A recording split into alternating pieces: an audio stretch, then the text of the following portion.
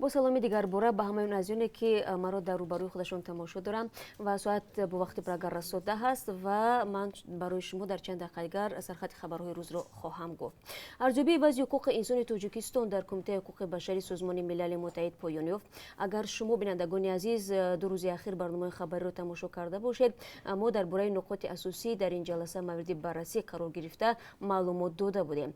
خب در این نشست اعضای هیئت تاجیکستان برابری یوسف رحمان دوستان کل گفتند که در 4-5 سال گذشته برنامه‌های زیادی برای بهبود یافتن حقوق انسان قبول و عملی شدند. اما اعضای کمیته گفتند که گزارش‌های زیادی درباره بی‌احترامی به حقوق انسان، تبعیض، نابرابری و بی‌عدالتی و شکنجه محبوسان و مخالفان دولت گرفتند و می‌خواهند نمایندگان تاجیکستان این گزارش‌ها را توضیح بدهند.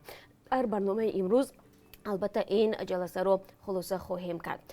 دادگاه در هلند یک شهروند این کشور رو برای نیت بدرفتاری جنسی با یک دختر نابالغ توجیک به حبس محکوم کرد. خودی محکوم شده مؤسس و رهبر بنیاد خیریه سویتاسلاو میگوید که با قرار دادگاه راضی نیست و نیت دارد مبارزه خود را در دادگاه عالی هلند برای بازبینی شدن حکم ادامه بدهد.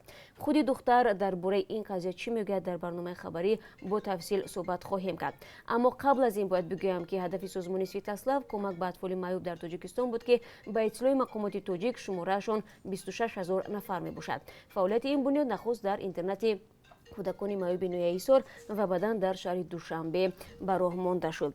جانبداران اتنبایف به جیمبکوف 2 ماه مهلت دادند. طرفداران پرزیدنت پیشین قرقیزستان به حکومت فعلی برای رفع کمبودی‌های جای داشته این مهلت را دادند و گفتند که در عکس حال در سراسر قرقیزستان اعتراضهای عمومی را با طلب استعفای پرزیدنت و پراکنده شوی پارلمان تشکیل می‌کنند. طلب هواداران سابق پرزیدنت قرقیزستان از چه عبارت است در برنامه تفصیلات می‌دهیم. ضمناً روز 27 ایون پارلمان قرقیزستان دخل‌ناپذیری المسبک اتنبایف را بکار کرد.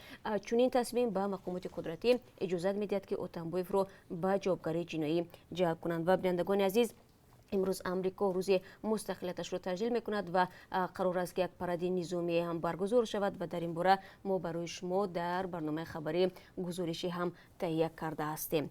این شب و روز برای هزارها خلق کننده های تاجیک میخواهند به مکاتب عالی داخل شوند سرنوشت ساز است. شروع از هفته روان امتحان سپاری طریق مرکز ملی تستی آغاز شده است. شاید برای بسیاری ها جالب باشد که روند امتحان سپاری چگونه صورت میگیرد و مسئولان مرکز تستی برای تامین شفافیت از کدام تدابیر استفاده میکنند. در برنامه امروز با کمک همکارانمون قدم به قدم جریان را نشان خواهیم داد برایتان، البته بعد از 3 ساعت دیگر.